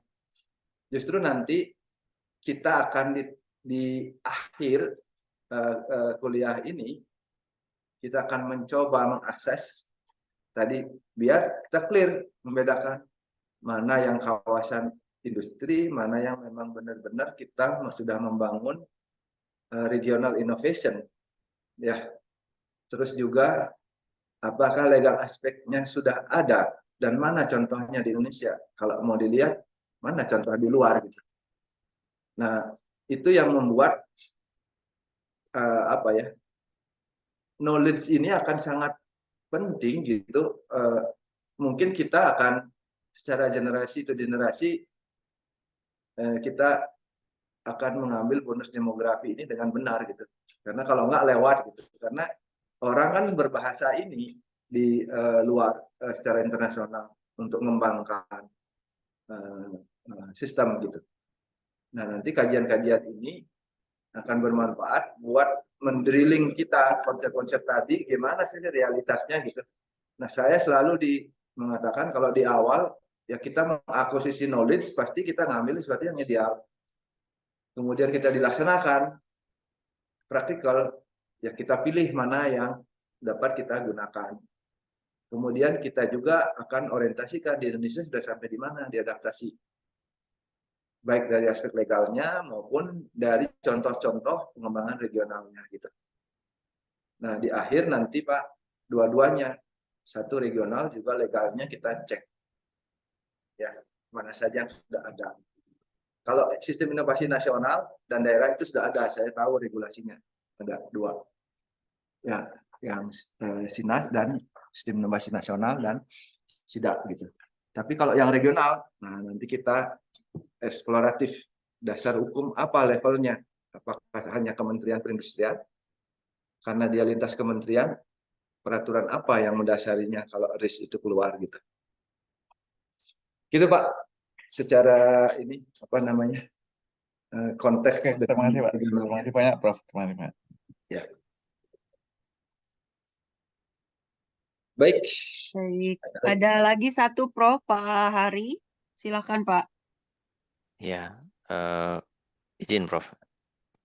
Mungkin tadi menyambung sedikit dari kan kalau suatu yang tools tadi kan itu saya lihat tadi kan ada ya contohnya tadi kan dalam perusahaan kan dari bottom layer sampai senior management dan lain sebagainya. Nah, kalau dalam regional seperti ini antar organisasi melalui apa ya Pak asesmennya seperti itu? Apakah kan kadang-kadang kalau ya kawasan industri khusus mungkin ada satu otorita mungkin ya, atau memang setiap playernya itu melakukan itu gitu. Nah, tapi nanti menjadikan satunya konteksnya gimana Pak? Ya, bagus sekali Pak pertanyaannya itu kaitannya dengan struktur organisasi di otorita. Ya, siapa saja yang dilibatkan. Di otorita itu kan berarti dia punya authority untuk memanage regional itu. Tentu di dalamnya, nah kalau misalnya level daerah jangan-jangan polisi ikut, tentara ikut, Tripida ya biasanya, 3 gubernur gitu. Dia diposisikan di mana di organisasi itu. Itu tentu akan ada di dalam struktur organisasi. Nah, leveling di otorita tadi. Karena yang lain itu akan dianggap partner. Atau stakeholder yang terlibat akan dianggap unit-unit yang terlibat. Ya termasuk nanti badannya berupa apa. Misalnya organisasi di dalamnya siapa yang mewakili asosiasi industri dalam, siapa yang mewakili masyarakat dalam UMKM-nya atau entrepreneur-nya, siapa yang mewakili ini dalam badan ini gitu. Nanti ada organisasinya, otoritasnya. Di level itulah deployment. Tapi dalam rangka membangun strategi besarnya tadi di awal, restu itu juga ada panitia pembuatnya gitu. Nah, apakah panitia pembuatnya nanti itu akan menjadi manajemen otorita? Asesor ya. Ya tergantung ini kebijakannya ya. Jadi gitu Pak, leveling itu leveling deployment. Jadi yang manajemen yang mengelola itunya, yang mengontrol regional innovation-nya. Bisa cukup kompleks ya kalau gitu. Ya, ini jadi belum tentu kita akan menggunakan ini, tapi regional innovation ini cukup, kalau saya merasa cukup insightful gitu bagi saya itu. Perguruan tinggi saya harus ngapain gitu, berimpact secara nasional loh. Kalau saya meskipun bukan bidang hukum, bidang apa, mau gitu ini karena saya ngerasa saya gimana memposisikan diri saya baik sebagai individu maupun lembaga di dalam ekosistem nasional, memberikan impact gitu. Karena kan impact-nya bukan hanya output gitu. Kita misalnya jurnal gitu kan outputnya, tapi impact-nya apa? Nah, kita ada di ekosistem. Nah, saya ngerasain itu. Misalnya contoh kecil-kecil pun misalnya saya di Finder misalnya, kita ada riset dengan PT Bukit Asam konversi karbon menjadi hal yang baru tentang transisi energi. Itu kita dapat insight karena kita menguasai makronya. Terus pupuk meriset pupuk gitu, membantu pupuk Indonesia, Pusri gitu, agar dia lebih efisien, efektif terhadap lingkungan dan sebagainya gitu. Nanti menjadi bisnis dan lain itu berproses gitu. Tapi kita Ya, bisa ya. posisikan diri. Begitu juga Bapak Ibu dalam bisnis apapun ini, karena ini multidisiplin, saya kira insight ini akan dengan tepat memilih strategi saya berada di lingkungan itu. Itu Pak Hari. Ya, ya. Kasih, Prof. Baik, selanjutnya ada Patri. Silakan Patri. Setelah itu Pak Agung ya, silakan. Patri dulu. Iya, izin Bu Ya. Emma, Prof. Madep. Ya, Prof, Mbak. kuliahnya menarik. Saya punya 2 pertanyaan, mudah-mudahan cukup ya waktunya, Prof. Yang pertama soal risk sama RIA, Prof. Ini kan waktu dalam pembuatan strategi regional inovasi kan tadi ada beberapa framework ya, diantaranya SWOT, Factor Porter. Lalu kemudian kita bicara RIA. Nah, pertanyaan saya pertama itu sebetulnya RIA itu kita gunakan untuk apa? Mengevaluasi ketika risknya jadi, atau RIA itu kita gunakan bersama-sama sebagai alat assessment ya, kan ada internal analysis, external analysis, kan saya lihat RIA juga isinya mirip itu sih Prof. Gitu. Jadi apakah RIA itu dipakai bersama-sama di depan ketika membuat strategi atau justru alat evaluasi di belakang? Itu pertanyaan saya yang pertama. Yang kedua, saya ingin mencoba mengkontekskan dengan kuliah kita nih Prof ya, karena kuliah kita ini kan Bu Emma pimpin namanya MIR gitu ya, Manajemen Internasional Regional. Lalu setelah dijelaskan sama Prof, ternyata kita ini diajak berpikir lebih luas gitu ya, untuk melihat situasi sampai ke pestelnya gitu ya, ada politik, legal segala macam ya. Walaupun di dalam kuliah kita ini berkali-kali kita disampaikan bahwa manfaat dari AI dan data science ini bisa mengimprove di dalam dunia kantor kita masing-masing, tapi dengan adanya kuliah Fakultas Lekta ini kayaknya rasanya kok tidak ya Prof. Kita diajak berpikir lebih lebar bagaimana menggunakan data science ini di dalam membantu inovasi secara regional gitu ya. Saya nggak tahu apakah kita mungkin sampai membuat membantu kebijakan gitu ya yang berpengaruh kepada yang lebih luas gitu. Jadi pertanyaan saya yang kedua adalah sebetulnya pada dasarnya lulusan MIR ini tentu saja harapannya akan ke lebih luas ya Prof ya, ke regional ya, bukan hanya belajar teknik informatika gitu lalu membuat business improvement di dalam internal kita punya bisnis gitu ya. Rasanya perlu diperjelas tuh mau ke arah harapannya itu sebenarnya luas kah atau cukup kecil sampai improvement di kantor masing-masing. Itu 2 Prof. Thank you. Baik, saya tampilkan lagi sedikit ya yang tadi karena ada pertanyaan berkaitan dengan yang RIA tadi ya. RIA ini bisa digunakan untuk 2 kondisi ya. Yang ini tadi kan saya coba cek pertanyaannya apakah ini digunakan di awal saat perencanaan planning atau membangun strategi atau di akhir. Nah, dia itu 2. Jadi dia bisa yang new atau existing regulation. Tentu kalau mau buat new pasti existing regulation atau produk-produk legal aspek yang existing itu dikaji juga. Sehingga ini bisa digunakan saat di awal, di depan, dan selalu juga dipakai untuk mengevaluasi di dalam prosesnya. Sehingga tools ini, framework ini sebenarnya akan menjadi salah satu bagian di awal. Itu poin pertama. Terus poin sorry saya tambahkan lagi. Kenapa tadi ini bisa di awal dan di akhir penting? Karena pertama, legal itu juga memegang penting terhadap keberhasilan ekosistem tumbuh dalam regional ini. Dan juga mendapat kepastian engagement dari semua pihak. Ada ikatannya gitu dalam aturan itu. Nah itu kenapa ini menjadi penting di awal dan di akhir. Dua-duanya dipakai. Terus konteksnya dengan tadi menanyakan apakah ini menyangkut juga hubungannya dengan pekerjaan gitu, dengan pendidikan. Nah, kalau MIR ini kita lihat perspektif profesional ya. Nah, kalau di luar memang ada yang bagian kalau ditarik besarnya ini adalah part of public policy sebenarnya, kebijakan publik itu. Tapi publik diarahkan ke sektor inovasi dan industri dan regional gitu ya. Nah ini siapa sebenarnya yang akan memanfaatkan gitu ya? Atau profesi apa yang nanti dari bagian-bagian kuliah ini yang bisa dimanfaatkan? Ditarik ke luar kah gitu? Atau di dalam? Nah kalau saya lihat aktornya di MIR itu kan banyak sekali. Bisa dari unsur pemerintah, bisa dari industri, bisa juga masyarakat umum pun gitu kalau mau belajar ini tidak akan mendapat banyak manfaat gitu. Pertama, memposisikan dengan tepat bisnisnya atau model bisnisnya atau strategi bisnisnya ke dalam sistem inovasi regional yang ada, yang existing. Toh pun kalau misalnya sistem regional yang belum ada yang existing, konteks bisnis cluster yang existing yang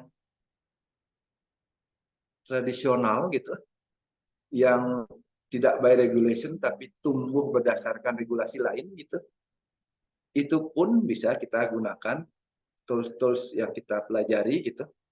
Seperti contohnya misalnya menarik menggunakan data science terus ditarik keluar enggak bisa diorientasikan untuk keperluan bisnis kita gitu, tapi datanya data eksternal gitu.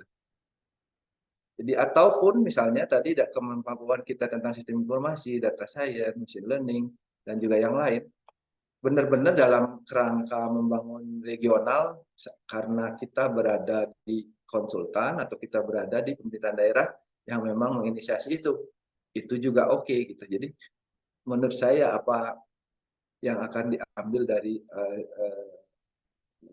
mata kuliah atau knowledge atau teknik-teknik yang diberikan harus dibawa ke konteks apa manfaat yang kita bisa diambil dari pengetahuan regional ini terhadap bisnis yang kita hadapi saat ini.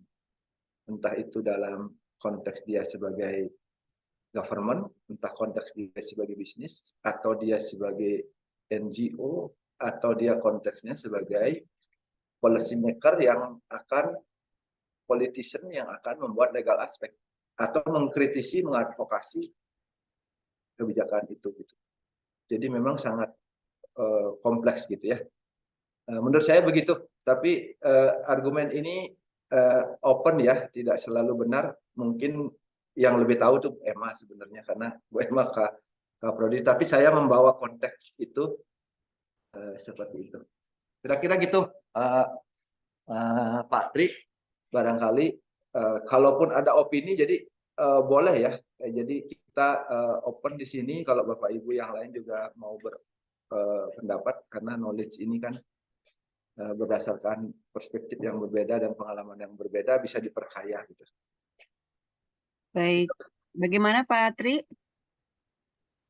Iya, jadi sebetulnya kayaknya kalau teknik komputernya, Prof ya, kita sebetulnya anak-anak IT banyak yang lebih jago ya. Tapi untuk memahami konteks yang sampai ke RIS ini kayaknya mereka nggak akan bisa. Jadi kayaknya sih justru yang konteks RIS inilah sangat penting kali dari kuliah kita ya, Bu Emma ya. Ya, Saya sih melihatnya ya. gitu karena Halo, Prof? Ya. Karena sebetulnya kalau saya mengikuti ini 3 bulan terakhir itu sebetulnya kadang-kadang saya bertemu dengan beberapa orang jago komputer gitu, Prof ya. Mereka setelah saya ceritakan begini maksudnya, mereka nangkapnya lebih cepat dibanding saya gitu ya. Tapi tentu saja hal-hal yang berbau regional begini tidak mungkin dibicarakan dengan mereka ya. Jadi kayaknya dengan kuliah yang berbau RIS ini saya tambah mengerti nih kuliah kita nih sebenarnya ke arah mana. Yap. Begitu. Kita lebih di atas, lebih strategis gitu. Jadi nanti kalau yang bikin program, bikin apa sebenarnya engineer yang bisa kita suruh kalau kita tahu rohnya gitu. Iya, benar, kelagepan saya juga. Baik, demikian ya, Pak Tri ya. Iya, Bu. Oke. Thank you. Baik, terima kasih. Selanjutnya ada Pak Agung. Silakan. Pak Agung dulu atau Bu Indriana dulu ya? Mangga. Tadi itu saya lupa nih. Kayaknya ya. Baik. Hai Bu, izin Bu. Siap. Ya, silakan Pak Agung. Terima kasih Bu Eman dan Pak Made, mohon izin bertanya. Tadi menyambung yang diskusi yang tanya jawab yang di awal ya, jadi bahwa ada inovasi, ada regulasi mana. Nah itu konteksnya kan dari sudut pandang mana aja, misalnya tinggal kita lihat. Yang mau saya tanyakan itu terkait dengan contoh misalnya yang terjadi di tempat kita ya. Jadi idealnya dua-duanya itu bersinergi sama ya, berjalan. Tetapi saya ada kalanya itu inovasi itu kalau misalnya kalau produk regulasi sekarang ini lagi rame misalnya terkait dengan etika ya, ada apa namanya kasus etik misalnya kan ya, pengambil kebijakan atau regulasi itu dibuat tapi tidak memenuhi aspek etika sehingga ada sidang etika seperti yang kemarin itu ya. Tetapi produk regulasinya itu kan tidak batal ya, tetapi karena etikanya lah itu tidak bisa membatalkan regulasi. Sampai dengan nanti ada produk hukum atau regulasi itu yang akan membatalkan dari yang di awal. Nah, kalau berbicara dengan regulasi clear seperti itu, mana? Kalau berbicara dengan etika terkait dengan inovasi, itu ada juga yang inovasi dimulai bukan dari kajian yang kuat, tetapi karena ada istilahnya mungkin ya istilahnya ada kedekatan atau yang kurang tepat gitu dari sisi etikanya gitu ya. Sebagai contoh misalnya ya tempat kami yang di bidang ada saat ini adalah misalnya bauran energi. Bauran energi itu penggunaan energi yang ramah lingkungan seperti itu sudah pasti arahnya ke sana semua. Nah, tetapi ketika inovasinya ini dimulai misalnya yang paling gampang itu kemarin dulu zamannya Presiden SBY itu biji jarak ya, biji jarak dan penggunaan sawit juga itu ya, minyak sawit. Apakah itu benar? Ya benar, tetapi konteksnya karena dulu dekat dengan kekuasaan dan sebagainya, sehingga mengorbankan dipaksakan komersil lah ya, sehingga singkat cerita kebijakan itu yang biji jarak dulu itu tidak akhirnya tidak berlangsung, tidak jadi lagi. Nah, yang sawit berjalan, tetapi konteksnya apakah itu bisa diterima oleh secara komersil? Ya karena ada pemaksaan, akhirnya bisa dipakai, tetapi secara bisnis itu tentu akan memberatkan atau istilahnya menjadi efek pasar sampai ada pasar yang menyeimbangkan bisa baru efeknya komersil. Itu yang contoh yang pertama. Yang kedua terkait dengan yang misalnya tol yang di Semarang ya sampai sesi 2-nya sekarang belum berjalan ya.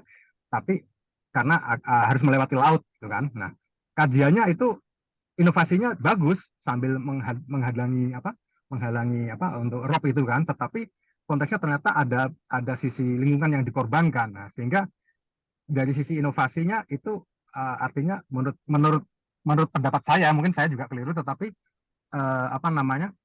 secara etikanya itu tidak dilalui, artinya ada tahapan yang dipaksakan lah gitu ya. Nah, kira-kira bagaimana ketika inovasi itu tadi diwarnai lah dengan kode etik yang tidak semestinya gitu. Kira-kira seperti apa? Apakah itu nanti batal dengan sendirinya atau harus ada produk hukum sehingga itu membatalkan seperti apa gitu? Terima kasih Pak Made. Ya, baik. Tadi yang dicontohkan itu etik hukum ya. Seperti tadi disclaimer di awal, saya itu bukan orang hukum, tapi tadi etikanya yang dimaksud adalah etika inovasi. Nah, itu sebenarnya sudah lahir perlindungan-perlindungan tentang hasil temuan. Ya, itu berupa paten dan sebagainya. Cuman masalah implementasinya. Jadi produk dari kita membangun strategi tadi itu sama seperti produk yang lain, Pak. Bisa gagal, bisa berhasil. Tergantung apa keberhasilan kita melakukan analisis. Kan tadi ada PESTEL ya. Jadi di dalam PESTEL itu kan ada assessment terhadap lingkungan gitu ya. Nah, kalau analisis di PESTEL-nya misalnya tidak melibatkan stakeholder yang lain, misalnya NGO tentang lingkungan, tokoh-tokoh yang tahu tentang lingkungan, expert panel gitu ya tentang lingkungan, misalnya, ya pasti kita gagal mempertimbangkan lingkungan gitu karena di PESTEL itu ada aspek-aspek environment misalnya. Terus legal aspek apa yang mendasari dalam perlindungan lingkungan, misalnya dilanggar, ya itu berarti kegagalan kita analisis di awal gitu. Ya kalau menggunakan kekuasaan berarti politik lebih kuat dari environment di pestel gitu ya. Nah itu apa ya? Kalau kita ya mengambil manfaatnya apa ya? Kita belajar dari begitulah kegagalan kalau kita tidak menggunakan knowledge pengetahuan kita dalam secara jujur gitu dalam melakukan proses pengambilan kebijakan gitu.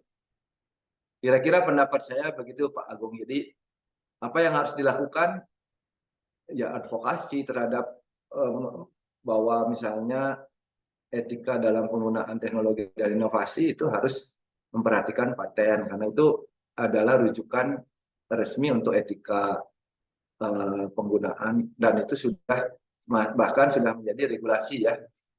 Terus etika yang lain dalam hal penggunaan pemanfaatan teknologi itu sudah diatur ya tadi haki gitu ya dan sebagainya. Tapi kalau etika-etika hukum itu sudah ada dasarnya. Ya kenapa kita bisa check and balance? Ya karena memang sudah ada regulasi yang mengatur. Nah aspek-aspek lain yang saya kira apa yang perlu dilakukan dalam mengubah dalam bentuk legal aspeknya, yaitu kita secara periodik melakukan evaluasi dan assessment. Itulah yang membuat kita bisa tadi Bapak mencontohkan beberapa yang kebijakan yang diambil itu sebenarnya kebijakan yang umum ya. Nah kalau ini sebenarnya ingin kuncinya itu tadi ada suatu regional cluster, ada stakeholder, ada competitive advantage, ada spesialisasi gitu.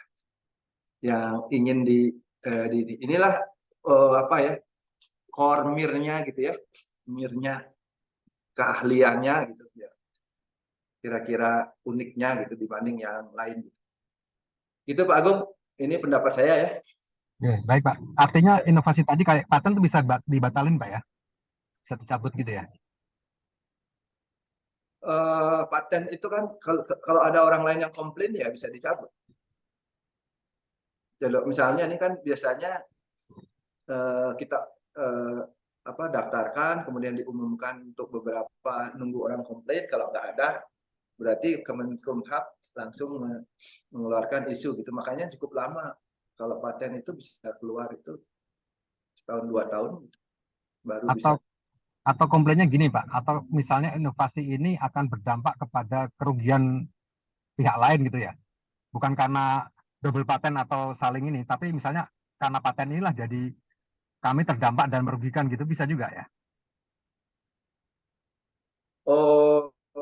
Ya kalau paten kan klaim kekayaan intelektual ya, tapi dalam implementasinya itu kan menyangkut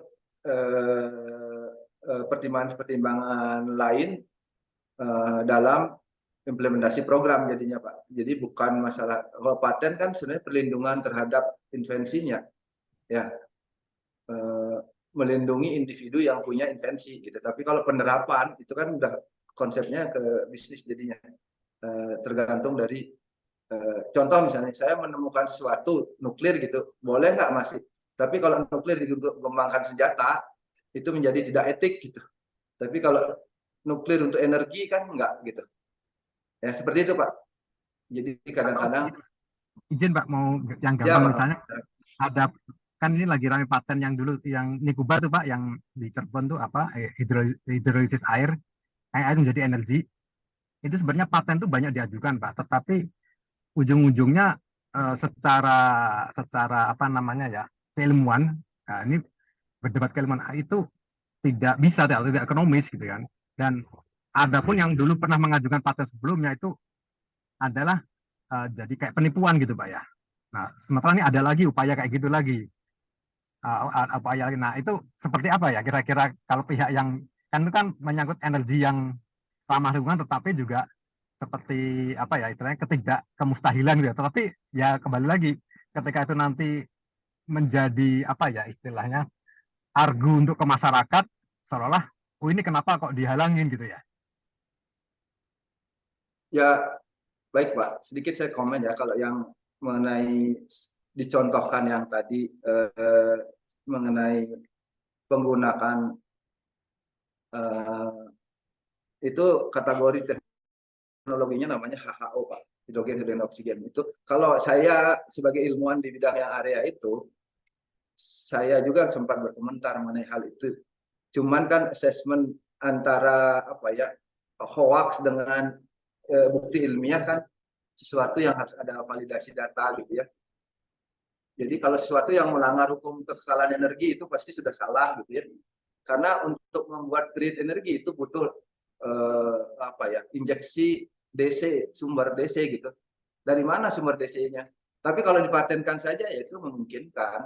Cuman masalah digunakan paten ini kan akan menjadi hilir kalau dia secara bisnis menguntungkan gitu, untuk diterapkan. Jadi ada sedikit beda, boleh mempatenkan tapi belum tentu paten ini digunakan untuk bisnis. Banyak kan paten yang nganggur karena tidak visible. Itu menurut saya suatu ranah yang berbeda. Nah, apakah misalnya paten itu banyak yang hoax nggak bisa digunakan karena disembunyikan klik-kliknya? Ya bisa saja, karena dia ujung-ujungnya dihukum juga, paten itu tidak digunakan karena kan paten juga untuk mempertahankan paten itu bayar juga gitu. Kalau dia sebagai individu ya untuk mempertahankan paten itu. Ujung-ujungnya yang memprove ya apakah dia benar-benar meng-create profit dalam bisnis atau tidak gitu. Memberikan benefit atau tidak gitu. Itu mungkin Pak pendapat saya Pak. Baik Pak, makasih Pak. Mas, Pak. Baik, selanjutnya ada Bu Intriana. Baik Pak, izin tanya Prof, untuk inovasi Prof, kan ada inovasi yang nasional, regional, dan daerah. Nah, untuk membedakan, kalau daerah dijelaskan nanti diinisiasi oleh daerah dan wilayahnya di daerah. Kalau untuk inovasi regional dan nasional itu membedakannya gimana ya Prof? Apakah dari inisiasinya atau penerapan wilayahnya? Karena seperti contoh kawasan ekonomi khusus itu kan